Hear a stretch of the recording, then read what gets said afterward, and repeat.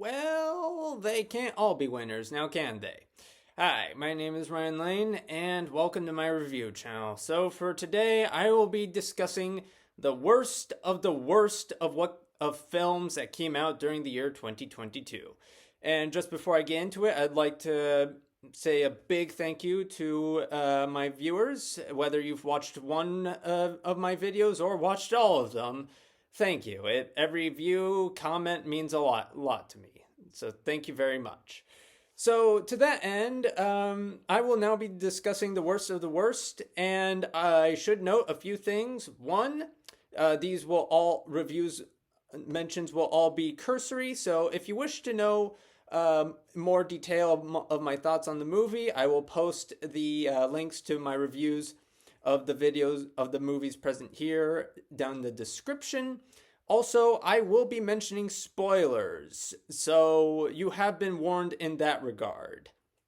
Not that you would probably want to watch these movies, but nevertheless, good to give you a warning, a heads up anyway. So, let's get into it. All right, coming in at number 10 is Halloween Ends. Yeah, what is Halloween? What is it with you and getting onto my top 10 worst films list? It's like, really, seriously?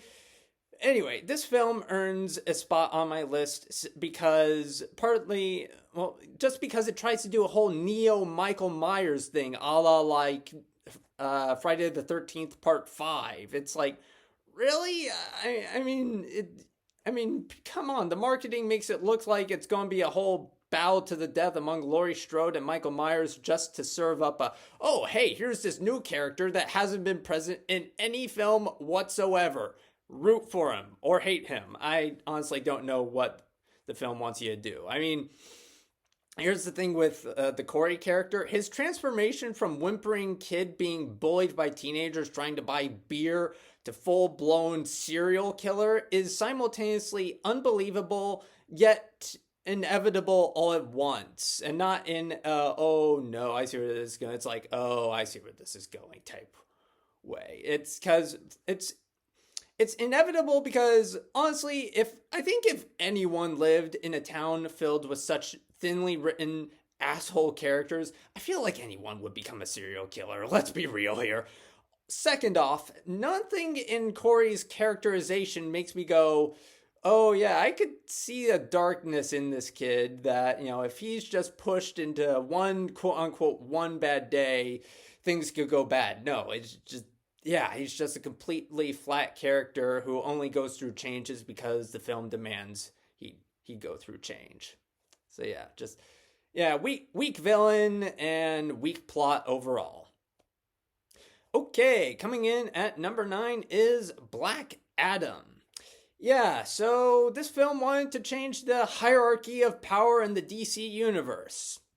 Well, it did. Just not the way intended. I mean, Dwayne Johnson and now Henry Cavill are fired from DC, and in some ways I kind of agree with the decision because who would want to base a cinematic universe around such a boringly written and boringly acted character? I mean, like, again, outside of Dr. Fate and a character who's now dead, none of the characters interested me because they all just felt like watered down versions of characters I already liked. Atom Smasher felt like a ripoff of everything from Deadpool to Ant-Man to just, yeah.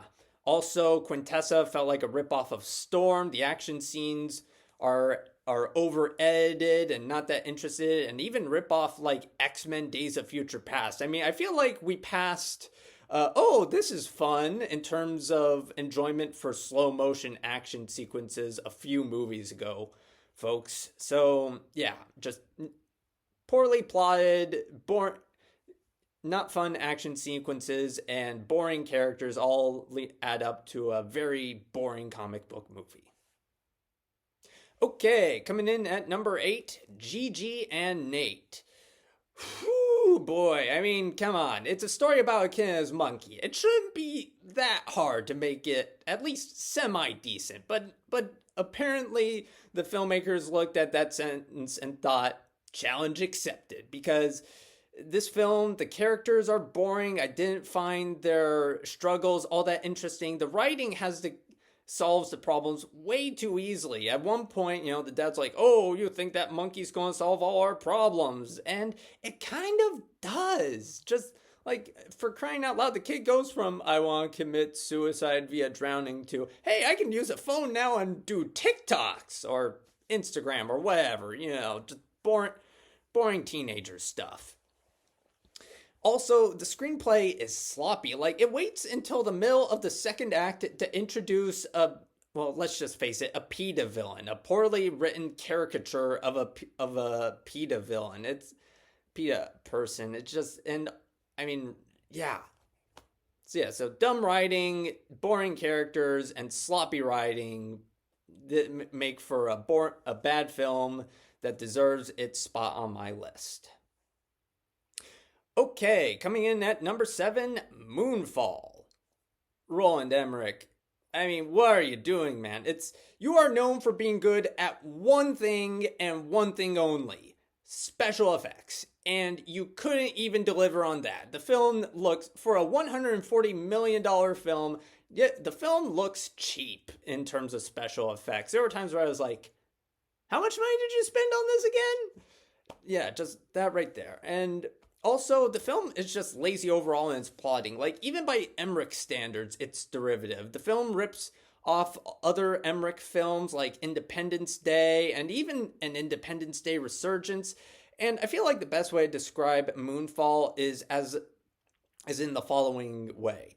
If Independence Day is a Mona Lisa, a great work of art, okay, maybe not great, a good work of art, and say a film like The Day After Tomorrow is a coloring book version of the day of Independence Day, i.e. in the sense that, yeah, you could see a formula behind it and how it was made, but the details are fleshed out and it's kind of fun to look at. So then Moonfall is a coloring book copy of Independence Day, but Emmerich didn't even bother to fill in all the details for it. That's what watching Moonfall feels like. Okay, coming in at number 6, Father Stu. Yeah, let this be a lesson to all future filmmakers. A true story does not a good story make. Most of this film's problems can be traced back to Mark Wahlberg and his performance as the titular Stu. He has 2 modes of performance in this movie: tougher than thou art and holier than thou art. And pretty much all of the character development occurs when he gets into that car accident, on his motorcycle and gets visited by an angel in a costume that looks so cheap it would be laughed out of a 5th grade play. And just the act,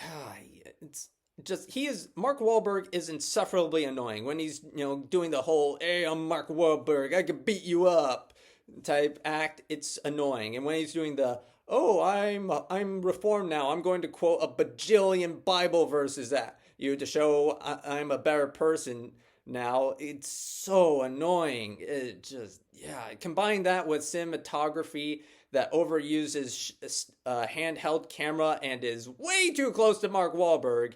This makes for one heck of an annoying religious movie. Okay, coming in at number 5 is The Invitation. So yeah, do you like scary movies? And do you like films with racial / economic commentary? Then do not watch The Invitation, because this film is neither of those. It lacks any good scares. Its commentary on race and socioeconomic status is lazy, uninteresting, and has been done by plenty better films before, like Ready or Not or Get Out. Just that right there. All the characters are two-dimensional and thinly written and have at best 2, maybe 3 things about them in terms of personality. Just the only performance I liked is Natalie Emanuel's, and even then, her performance makes me mad because she is being wasted in yet another bad movie. It's like, come on, between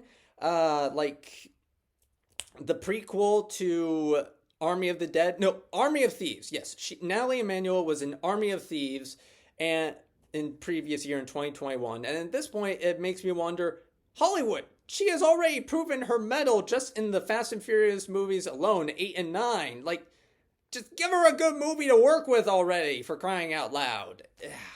And also, in my original review, I mentioned how the film at one point uses a Monty Python line. At one point, one of the bridesmaid characters utters a line with complete and utter unironic delivery.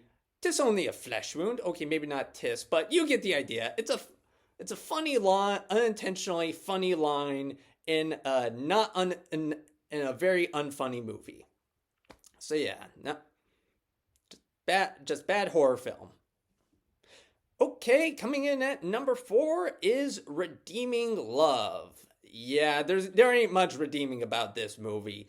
Just boring characters amongst that of Angel and Michael. They have absolutely zero chemistry whatsoever. I was never at any point hoping that their relationship would be interesting. The only thing I liked was the cinematography, and even then it was, just good, nothing special.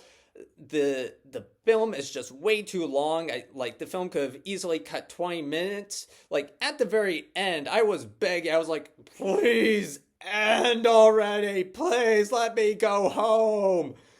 And just, yeah, and there is no tension whatsoever. Like, there's this character called the Duke, and you think, oh, he's going to be a villain. But no, it's like he's seen in the first act, and then he just completely disappears for most of the movie, save for a cheap dream sequence. It's like, really? And then at the end, he's easily defeated. Like, at one point, Angel goes, yo, you're a sketchy dude who has women as child prostitutes. He's not that great of a guy, and he's just that, and then he's just killed. Yeah, that's kind of how the conflict ends. Yeah, top that all off with a film where conflicts escalate way too quickly and just occur out of nowhere. Like, at one point, Angel is with these 2 other women on a ship, and they're like, yo, let's prostitute ourselves to these guys, make some money. And then just well out of nowhere, Angel gets attacked by them once they're off the ship. It's like, what? Where did that come from? Yeah. So, and then there's Michael, who is just boring. Like I said in the original Reform, Christian, farmer, horny, and also violent. And so with that in mind, those factors in mind, any scene that you see him in, however you think it's going to go, it goes exactly that way without fail, which makes him arguably one of the most boring characters in the film, which is a tough feat because there are a boatload of boring characters in the movie. So yeah, with all that in mind, this film is just, redeeming love, more like boring love. Okay, coming in at number 3 is Lyle, Crocodile. Yeah, when I first saw the trailer for this movie, I thought I was going to get a cheap ripoff of Paddington. What I got was way worse. The character arcs are rushed, and the animation outside of the crocodile is ugly to look at, with the CGI dogs is just bad. Plus, the writing is just so stupid, only a very, very, very little kid could enjoy it. Like, I'm talking like 4 or 5, maybe 6, but after that, your kids won't enjoy this movie even. I'm willing to bet.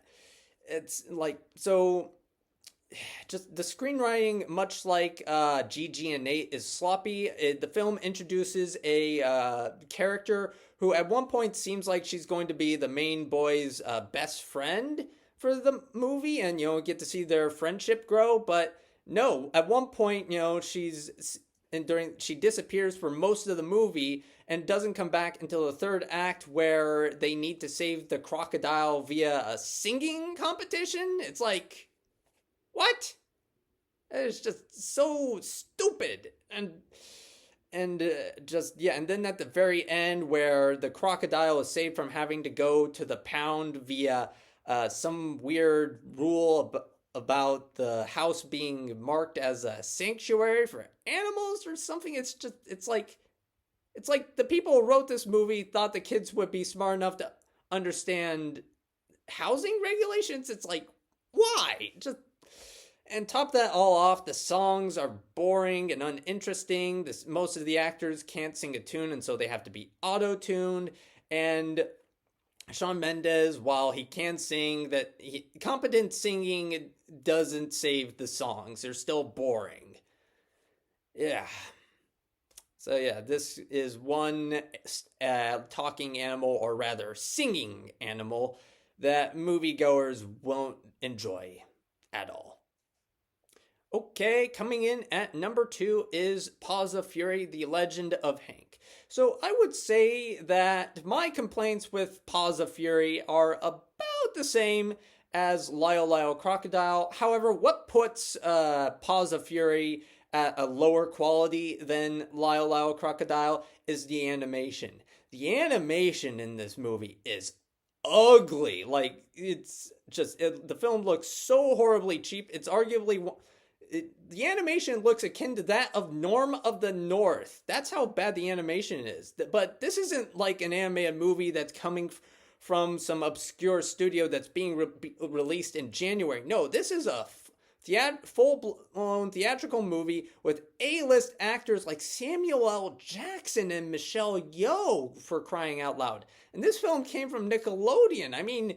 they're not exactly Pixar, but I mean, they are part of a major corporation, Paramount. They should have enough money to at least render the darn thing properly. Yeah, and so, yeah, just overall, ugly movie, ugly characters, and just unfunny writing. It make for one painful kids movie to sit through. Before I talk about my number 1 pick for worst film of the year, I will go on and talk about a few dishonorable mentions. Okay, so my first dishonorable mention, Don't Worry, Darling. Yeah, the film had great potential, but I'm sorry, I can't get over the fact that this film managed to have not one, but 2 awful payoffs that manages to rip off The Village and The Matrix. Like, it's the whole, this isn't 1950, this is the modern age. And the fact that it takes place inside a computer simulation, it's like, really? It wasn't set up well. And the sad thing is, I could have worked with either one of the two. It's a simulation or it's not in the real world. I could have worked with either of those, but I'm sorry, just those two within such a short amount of time just completely broke me. Okay, next dishonorable mention, The 355.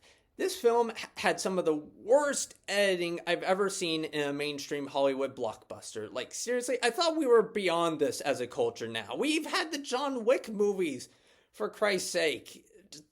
Also, the characters are being generic and the plot being even more so generic does not help the matters at all. So, next dishonorable mention, Where the Crawdads Sing. So, this film earns a dishonorable mention just for its final plot twist. That the Marsh girl, as she called, Kaya, I think, I can't remember, actually killed the boyfriend who was trying to be violent against her. And I'm like, how? Like, the whole, throughout the film, it cuts back to this court trial where her lawyer, played by Daniel Strahan, is just poking holes left and right in the case. And yet, at the very end, the film's like, oh, turns out she actually did kill him. It's like, but how? Like, the twist is akin to Ocean's 11. Well, I guess spoilers, but I mean, the film's over 20 years old at this point. Where in Ocean's 11, it's revealed that the robbing of the safe was actually pre-recorded. And so then the film flashes back to show what actually happened. Yet that doesn't happen with Where the Crawdads Sing. The film just leaves you with that bombshell revelation without giving any detail whatsoever as to the logistics of how Kaya actually managed to kill the boy. And so, yeah, it's just, dumb plot twist. Really dumb. Okay, next up for dishonorable mentions is Morbius. Yeah, this film, I mean, I didn't hate it as much as other people did. However, I did not like Jared Leto's performance as Morbius at all. In fact, it was so bad, it made me look at his performance as Joker in Suicide Squad 2016 and think, maybe we were too harsh on you. Because, just, here's the thing. The performance as Joker is bad, but at least it's a performance. Like, I can see whenever Jared Leto is on screen in the film, I can see through his body language, vocal delivery, and facial expressions that he is making an effort to create a character. It's albeit a very bad one. With Morbius, he is just sleepwalking through the role. I see no effort whatsoever in his performance.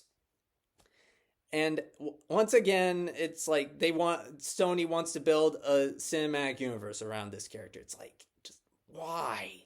Why? You have one job when you want to create a cinematic universe.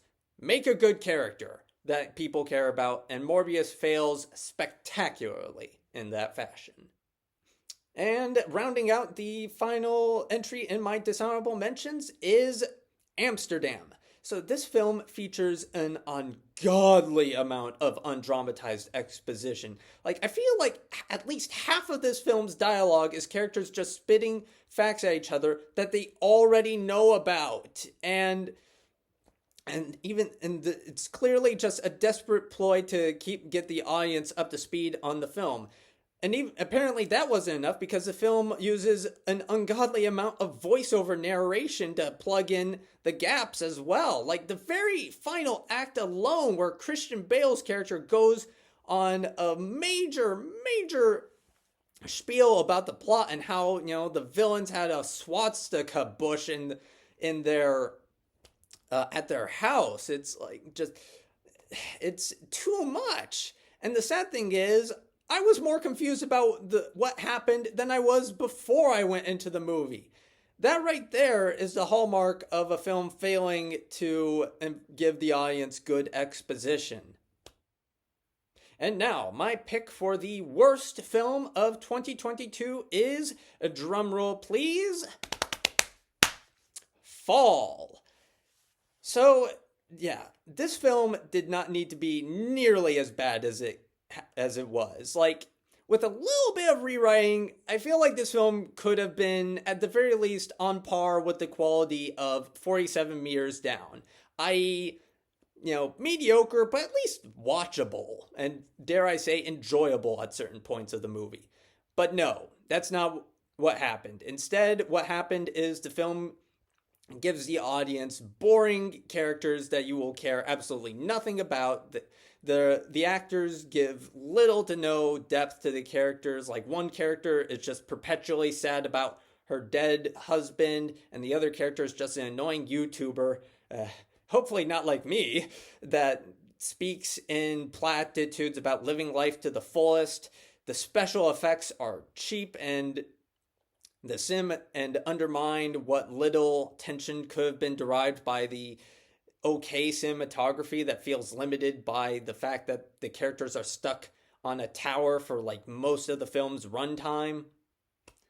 Yeah, so overall, Fall is just another cheap entry to the sad girls go on a dangerous trip because they're sad movie subgenre. Anyway, thank you for watching. I hope you enjoyed my list. If you have thoughts about my list, did I put in the wrong films into this list? Should I have ranked a film higher or lower than another? I'd love to hear your thoughts on it. So, thank you for watching, and have a good rest of your day, folks.